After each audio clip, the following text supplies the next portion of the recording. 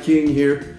Goodness, things are really rocking and rolling in this new year. Congratulations to all of you. I hope you've had a wonderful, happy new year so far. We have had a great new year so far at Volunteers of America. I want to tell you about an event that happened last week, just last week in the District of Columbia. We had a networking dinner for Volunteers of America that was hosted by Alex Orfinger, who is the publisher of the Washington Business Journal, one of the most distinguished people in Washington, D.C., and one of the most connected people in Washington, D.C. And this happened, frankly, because of the innovation and the creativity and the initiative of our own Jatrice Martel-Gator and Joe Baczynski. They had this idea last fall that let's go to the Washington Business Journal and go to Alex and see if they would host a dinner on our behalf as we get ready to do this wonderful project in the district, building affordable housing and some office space for us there in the district, in a prime area of the district. See if we can get connected to some of the leaders that we need to be making contacts with,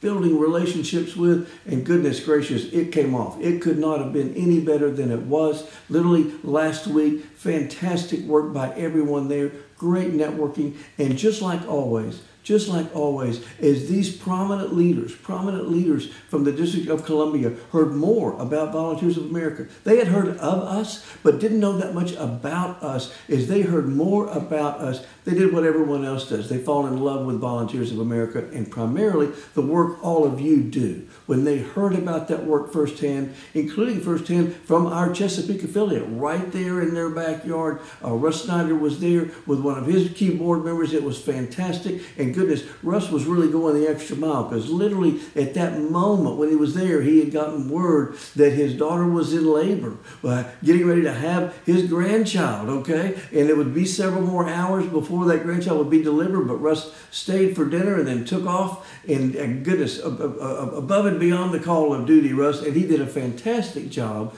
articulating the things that they're already doing right there in the district and that these folks needed to know about. At the same time, we talked about the things we would like to do as a national organization and local organization, cohabitating together there in the district between two of the biggest stadiums in town. That's literally across from the DC United soccer team stadium and a block down from the Washington Nationals baseball team stadium. Prominent area. You know, this is how affordable housing should be done. This is where it should be done. This is how it should look. It's a chance for us to do a national model. Well, we couldn't have had a better sort of launch for that, if you will, as far as networking and relationship building. And it was so good that literally before the end of the dinner, Alex Orfinger came over to me and said, look, this is going so well, I'd like to do another one of these. I said, you're on. Okay, you're absolutely on. This is great. We couldn't thank Alex enough and the Washington Business Journal enough for the support and contacts they're lending us and helping us do this. We need friends. We all need friends to make these things happen in the world. It truly does take a village, and we are very blessed and fortunate there. So thank you, Alex Orfinger. Thank you, Washington Business Journal. Thank you, all the folks who worked on this, and goodness gracious, especially thank you to Jatrice and Joe for having this idea and pushing it out there. You know, it's great to be surrounded by fantastic, creative, innovative staff.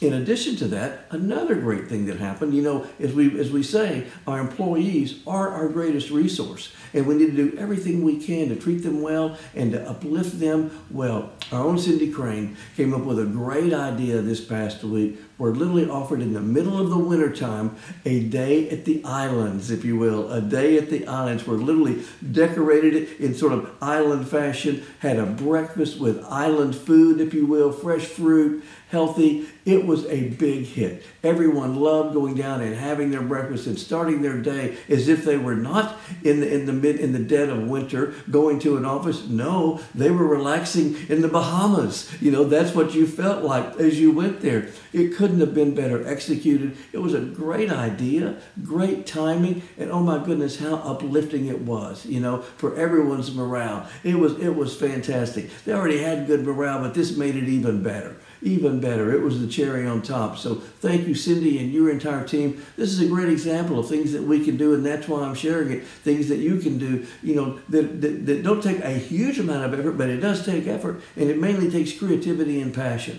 to put into that, which is what Cindy and her team showed. It was a great idea, had a great impact, and so thank you. Of course, thanks to all of you for everything that you're doing every single day, the impact that you're making.